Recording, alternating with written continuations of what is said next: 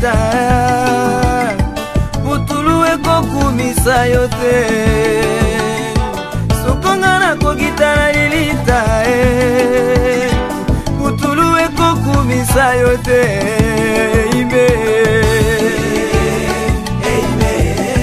zamba bomoi na ngai esunde makasi na ngai esuzambe na ngai baini na ngai balobi ete lisungi na ngai epana yawe ezali te o yawe nga nayebi oyo kaka ngai oyanolaka ngai na ntango na pasi oyaya baini na ngai balobi ete lisungi na ngai epana yawe ezali te o yawe nga nayebi oyo kaka ngai oyanolaka ngai na ntango na pasi oime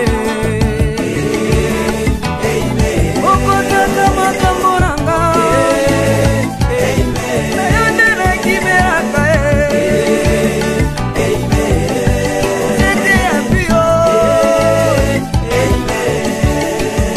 yawe telema simba nguba bebundelo na yo yawe telema liboso banguna na ngai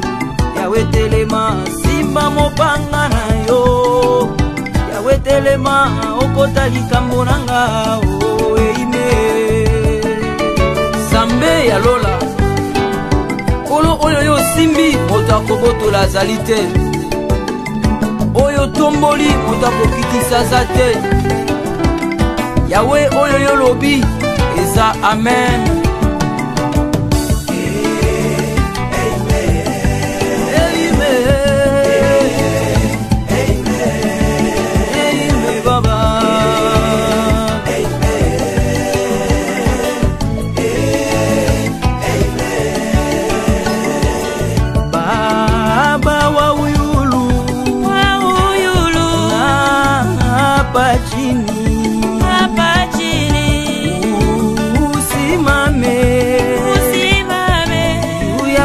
enemi yangu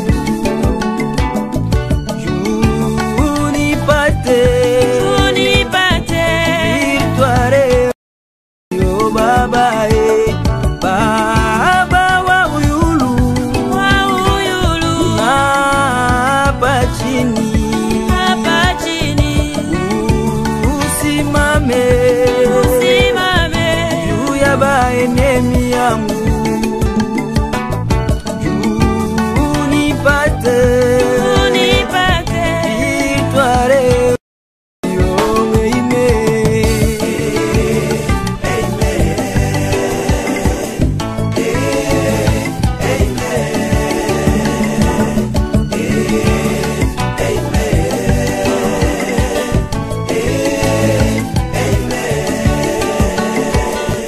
yawe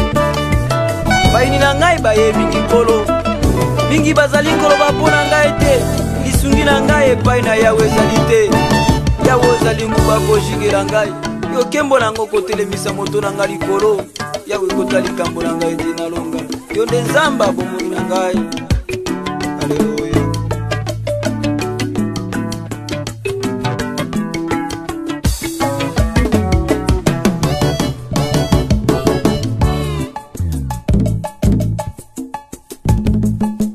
itomba nini nakufa nanga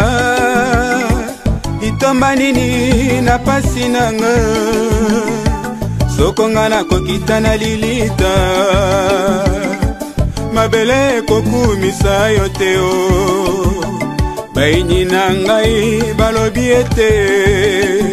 lisungi na ngai epana yawe ezali te o kasi nga nayebi oyo kaka nga oyanolaka ngai na ntango ya pasi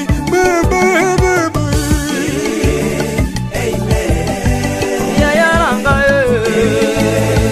obateli nanga kolalaka te yesu oyo nzambe nanga okonimbaka te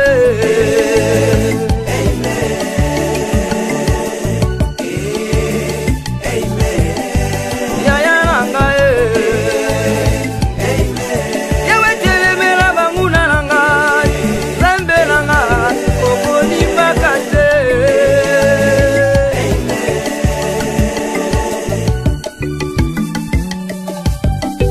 nakotonda yawe po ete azongiseli ngai malamu.